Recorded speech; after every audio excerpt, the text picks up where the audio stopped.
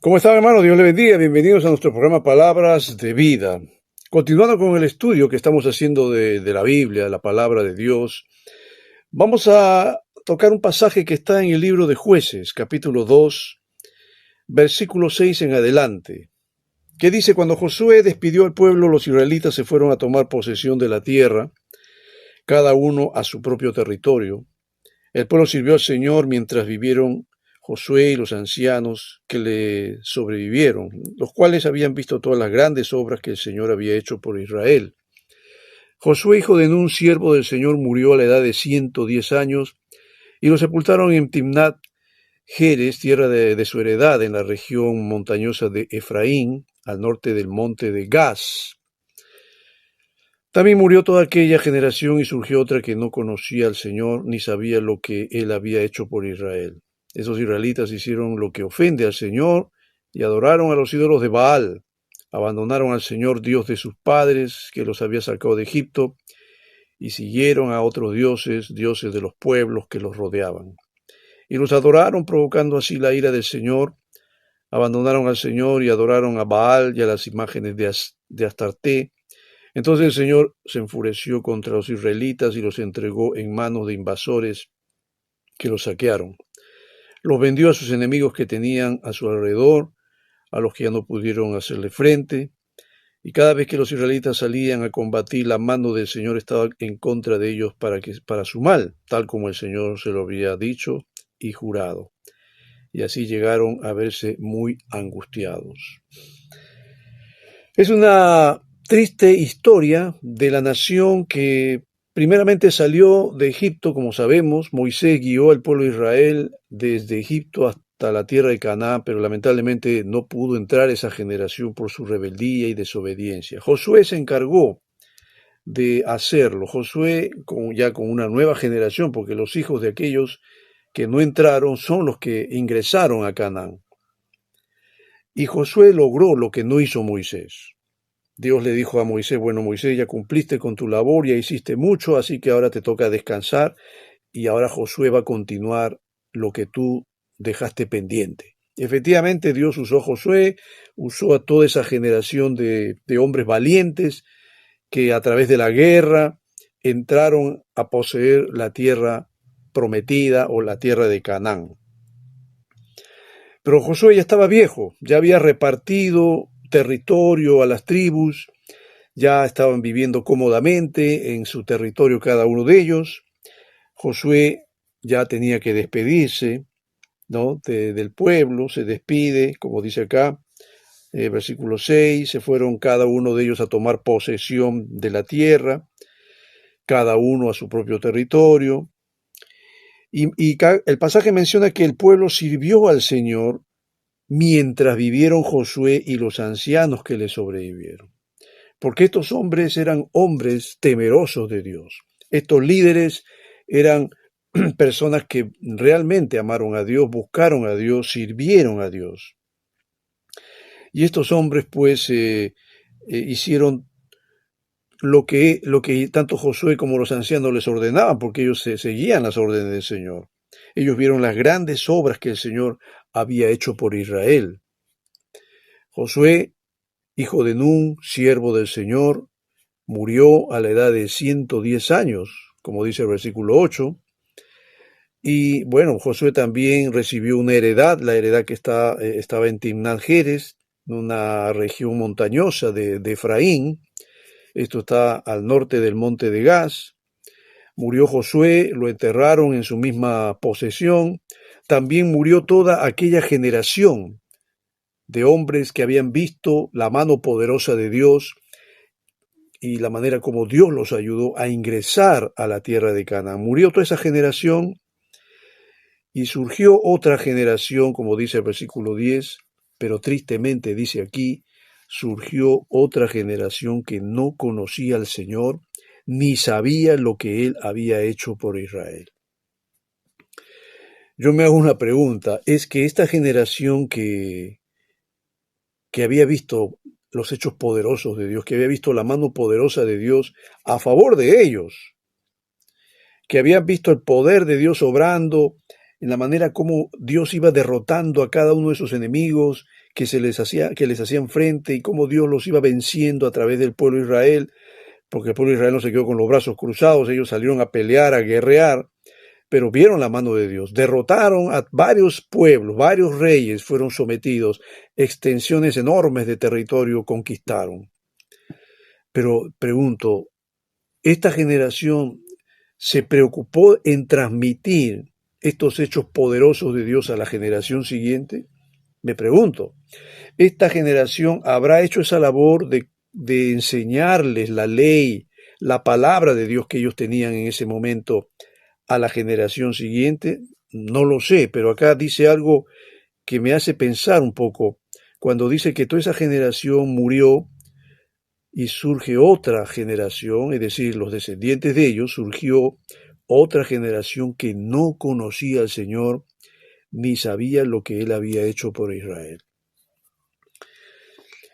No estoy acá para juzgar a nadie, no es eso, tampoco esa no es la intención, no estamos acá para juzgar ni condenar, mucho menos. Yo sé que esa generación estuvo tan ocupada en pelear y en guerrear que probablemente olvidaron una labor tan importante como es inculcar en sus hijos los principios de la palabra, enseñarle a sus hijos a creer y amar a Dios.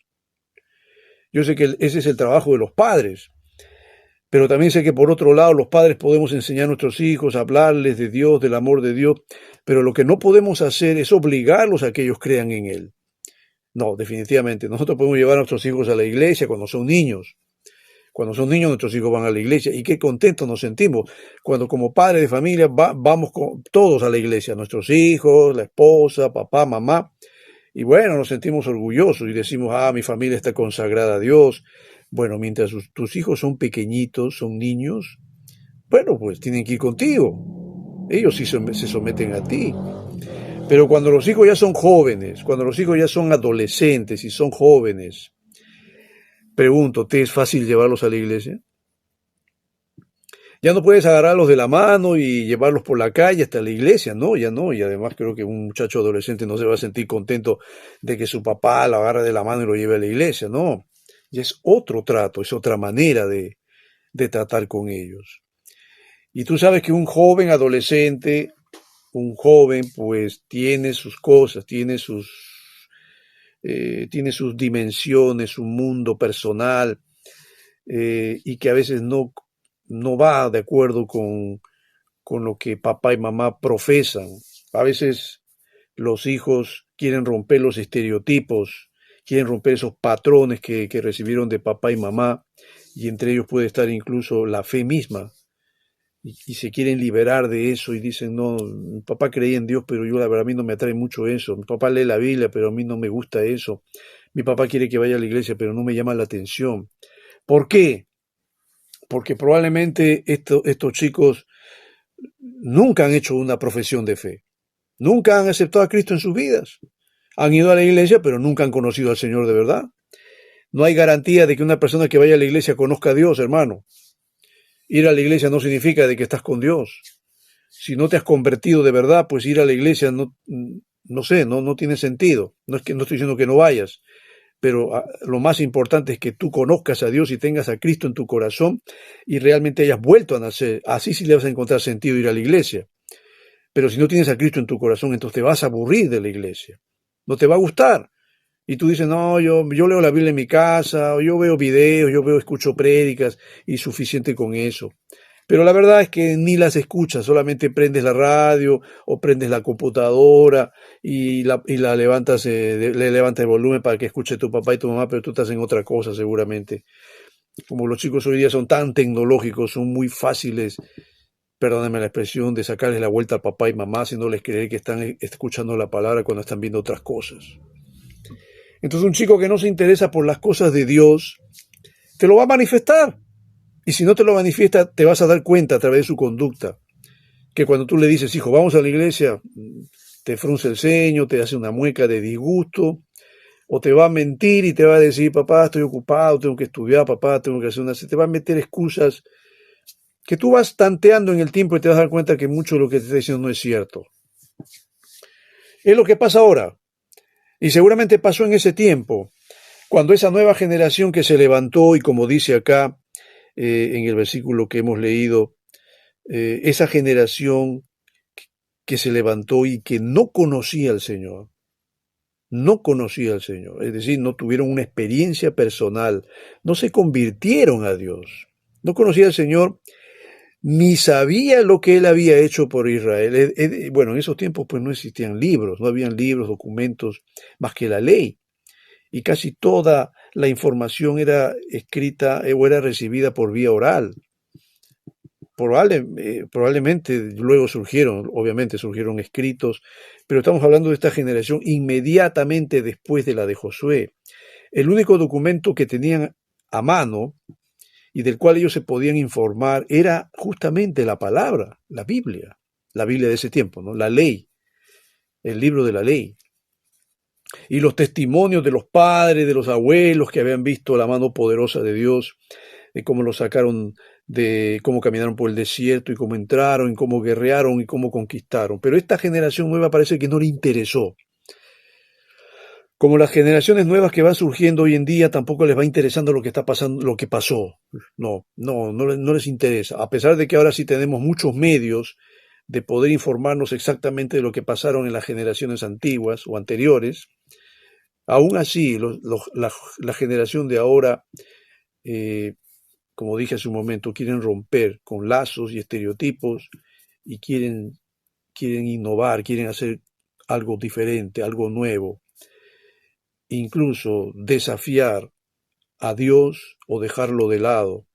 No quiero generalizar porque sé que hay personas que sí todavía creen en Dios, pero hay muchos que se están cerrando a la idea de creer y de acercarse a Dios. Así que esta nueva generación que surgió y que no conocía a Dios, pues no hicieron otra cosa sino lo que ofende al Señor. Y dijeron, bueno, ¿por qué tenemos que adorar a Dios? ¿Por qué tenemos que adorar al Dios de nuestros padres? ¿Por qué tenemos que adorar al Dios de Moisés, de Josué? Nosotros queremos salir de esto, ya estamos aburridos de eso, ya queremos adorar a otros dioses. Y así dice el versículo 11, estos israelitas hicieron lo que ofende al Señor y adoraron a los ídolos de Baal, abandonaron al Señor Dios de sus padres, que los había sacado de Egipto, y siguieron a otros dioses, dioses de los pueblos que los rodeaban, y los adoraron. ¿Y crees que esto le agradó a Dios? ¿Crees que esto realmente le gustó a Dios? No, para nada.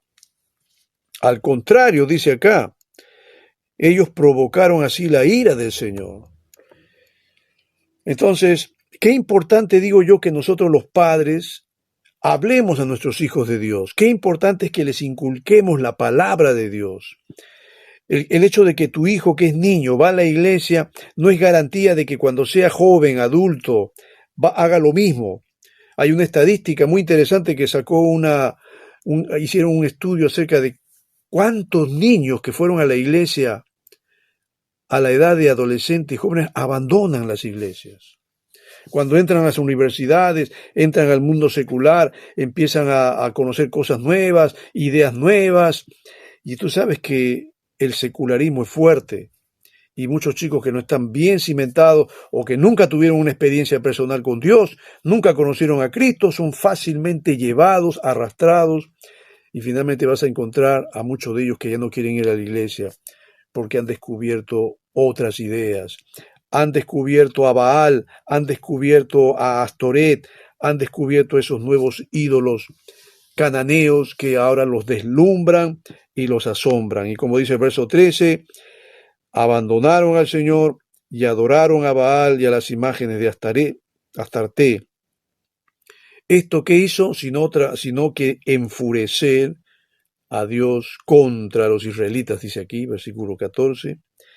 Y por lo tanto, esto tiene consecuencias, pues porque si tú te alejas de Dios y tú le dices a Dios, mira, yo no quiero saber nada de ti, porque encontré que el mundo es atractivo, porque encontré que la filosofía y las ideologías del mundo para mí son más importantes y mucho más atractivas que la Biblia, y prefiero más los conceptos del mundo, no me interesa nada relacionado con Dios y la Biblia. Bueno, tú eres libre de pensar como quieres, y así vas a dejar a Dios de lado, vas a romper los lazos que te puedan guiar a la iglesia, porque no te gusta, Y eso tiene consecuencias, digo, porque acá el versículo 14 dice que esto enfureció a Dios. ¿Y qué hizo Dios sino entregarlos en manos de invasores que los saquearon? Los vendió a sus enemigos que tenían a su alrededor, a los que ya no pudieron hacerles frente. La orden de Dios cuando el pueblo entró a la tierra prometida o a la tierra de Canaán era que ellos conquistaran esos territorios y expulsaran a todos estos paganos que adoraban a los demonios, que adoraban a estos ídolos, Baal, Astarte, Milcón, entre otros, que eran ídolos diabólicos, que los expulsen para que ellos no influenciaran con sus creencias diabólicas al pueblo de Israel. Lamentablemente no lo hicieron. Israel siguió conviviendo con esos pueblos paganos y tristemente pues se cumplió lo que dice la Biblia. Estos pueblos influenciaron con sus doctrinas diabólicas que hicieron que esta generación que se levantó después de Josué no tuviera conocimiento del Dios verdadero. Y al ver entonces que la apostasía entró al pueblo, entonces Dios hizo que los enemigos se levanten, los enemigos que una vez ellos vencieron. Ahora los enemigos se repotenciaron porque Dios mismo les dio poder para que puedan vencer a su pueblo. Y como lo dice acá el versículo 14, Dios los entregó en manos de invasores que los saquearon. Los vendió a sus enemigos que tenían a su alrededor, a los que ya no pudieron hacerle frente. ¿Te das cuenta que el hombre que no tiene a Dios tiene algo similar en su vida? Tiene una existencia, no generalizo tampoco, no quiero decir que todos viven así, pero hay mucha gente que cuando no tiene a Dios en su vida, pues le va mal en muchas cosas. El dolor y el quebranto se atraviesan en su camino. La desventura, la miseria están siempre en su camino. Son derrotados por muchas cosas en la vida. Se sienten menoscabados. Se sienten que no pueden salir adelante y no pueden lograr prosperar.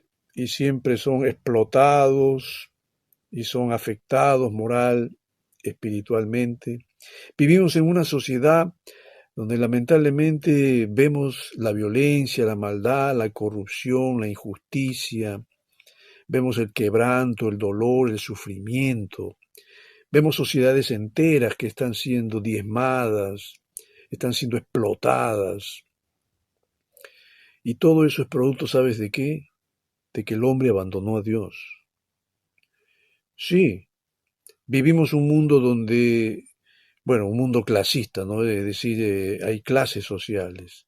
Hay un grupo de hombres poderosos que están gobernando el mundo, sí, y lo están gobernando a su manera y están subyugando a los débiles para que estos siempre estén así, postrados, y sean servidores de aquellos que tienen el poder en sus manos. Hombres que no tienen temor de Dios, hombres que han endiosado el dinero, hombres que han vendido sus almas al diablo, y son los hombres que están dirigiendo en cierto modo el destino de este mundo. Y yo sé que tú has escuchado eso de la agenda globalista, de ese comité supranacional, a quien le quieren responsabilizar de esta pandemia y de otras más que vendrán. Y incluso, ¿te acuerdas que había un mito con respecto a las vacunas, incluso que hemos recibido mucho, que con esas vacunas quieren destruir a la humanidad? Y que ahí está el chip, el 666, tantas cosas que hemos escuchado que entre algunas cosas pueden ser ciertas y otras no. Pero yo también creo que sí, debe haber algún grupo así de poderosos que tienen la intención de disminuir la población del mundo. Porque somos más de 7.000 millones de habitantes y muchos de ellos consideran que somos demasiados y que por lo tanto es necesario exterminar pues a millones de personas para que ellos puedan seguir controlando el mundo. Pero también pienso por otro lado de que estas personas, estos hombres poderosos, estos que están gobernando el mundo y que están detrás de los líderes mundiales, estos están preparando el escenario, están preparando la plataforma en la cual se ha de manifestar el hombre pecado que la Biblia lo llama el anticristo. En realidad, estos vienen a preparar el camino. Estos son, por así decirlo, este grupo es el Juan el Bautista, que vienen a preparar el camino, no Juan el Bautista que preparó el camino de Jesús, son el Juan el Bautista, pero del otro lado, que están preparando la palestra, el escenario mundial para que se manifieste el hombre del pecado, que es el anticristo. Y la generación que está surgiendo hoy, que es una generación que no quiere saber de Dios, esta generación también va a enseñar a los que vienen después de ellos lo mismo. Y yo creo que si hoy día hay mucho abandono de la gente, es porque precisamente le dieron la espalda a Dios. Si vemos hoy día miseria, pobreza, vemos dolor, quebranto y sufrimiento, es porque estamos viviendo en una sociedad que no le está dando su corazón a Dios, que abandonaron a Dios. ¿Y qué ese abandono qué está produciendo? Está produciendo hombres que sean cada vez más crueles, hombres que sean más sádicos, hombres que sean terribles, hombres que no tienen amor a Dios ni amor al prójimo. Y vemos que ellos son los que están abonando el combustible para crear sociedades que sean más perversas, porque estamos cerca ya al fin de los tiempos. La Biblia dice que Israel abandonó a Dios, Dios los entregó en manos de sus enemigos. Y mira lo que dice acá el versículo 15. Cada vez que los israelitas salían a combatir, ya no había éxito, ya no había victoria. Cada vez que salían a combatir, la mano del Señor estaba en contra de ellos para su mal, tal como el Señor se lo había dicho y jurado. Y así llegaron a verse muy angustiados. Cuando Dios no está en tu corazón, mi querido amigo, tú vas a ver un mundo incierto, vas a ver un mundo que es cruel contigo, vas a ver una sociedad indiferente, insensible. Sí, vas a ver todo eso. Vas a ver derrota, fracaso, fiasco. Mucha gente ve eso. Y hay mucha gente que está cansada de vivir así, mucha gente está cansada de vivir en una sociedad donde hay indiferencia, hay maldad, hay crueldad, donde muchos de ellos ya no quieren tener contacto con ese tipo de sociedad. Tú te das cuenta que el mundo virtual, que es el mundo que ha creado el ser humano, es una forma de escape a esta realidad insensata que no queremos tener ni queremos enfrentar. Y mucha gente que vive en ese mundo virtual que hemos creado con la tecnología, también se crean una especie de laberinto en el cual ellos mismos quedan atrapados y no pueden salir.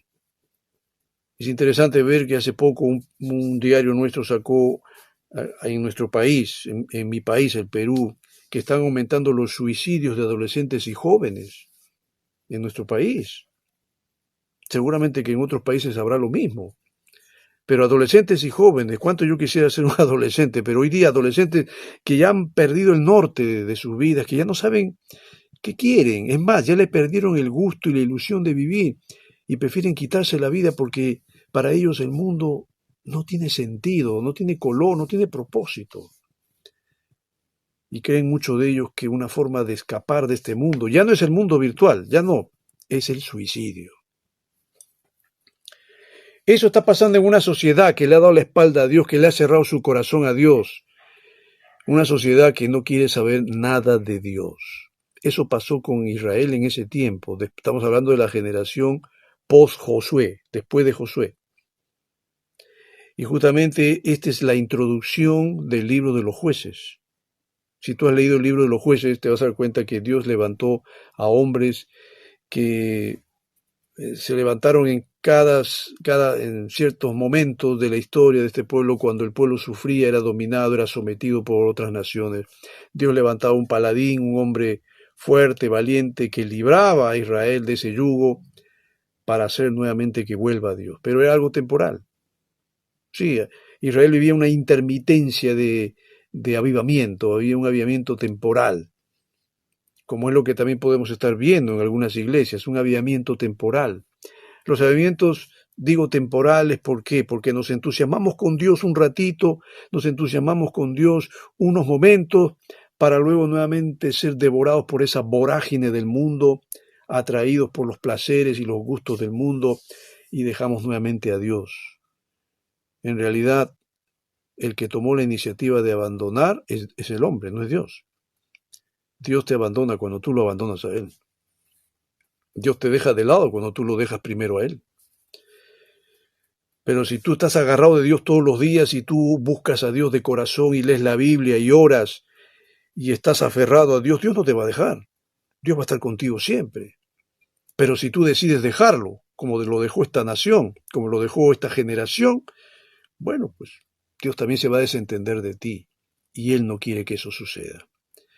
Tú, amigo, que puedes estar viviendo tal vez la vida así, sin sentido, sin propósito, sin razón, y que estás agobiado y cansado de tu existencia, que la consideras miserable y sin sentido, y aun cuando tú puedes estar teniendo ese éxito que hablábamos del principio, entre comillas, que es temporal también, que es pasajero, porque eso no lo vas a tener toda la vida. Pues tienes que prepararte también, porque algún día cuando empieces a morder el polvo, ahí te vas a dar cuenta que hay algo más importante que todo lo que has vivido. Y ahí es donde tal vez tengas que vivir una experiencia amarga para que recién te acuerdes de Dios.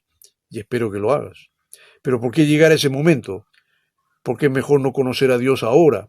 ¿Por qué mejor no abrirle tu corazón ahora a Dios antes que experimentar la tragedia del dolor y del quebranto? Sí, prepárate para tener un encuentro con Cristo y hazlo ahora, antes que sea demasiado tarde. No sabrás si tendrás una experiencia así más adelante, porque nadie sabe si va a vivir mañana. Entonces, ¿por qué no postergues esto para cuando tú seas viejito, anciano o estés moribundo? No. Si Dios te está hablando ahora, hoy día, acércate a Cristo, ábrele tu corazón y dile, Señor, entra a mi vida, cambia mi vida, haz de mí un hombre nuevo, una nueva criatura. Y como dice Pablo en 2 Corintios 5:17, de modo que si alguno está en Cristo, nueva criatura es, las cosas viejas pasaron, he aquí todo es hecho nuevo. Cree en el Señor Jesucristo, entrégale tu vida, cree en Él y serás salvo tú y tu casa. Espero que sea así. Muchas gracias por haberme permitido tener este tiempo de poder compartir contigo la palabra de Dios. Permíteme hacer una pequeña oración por ti. Padre, te agradezco en esta hora por haberme permitido compartir esta enseñanza de tu palabra.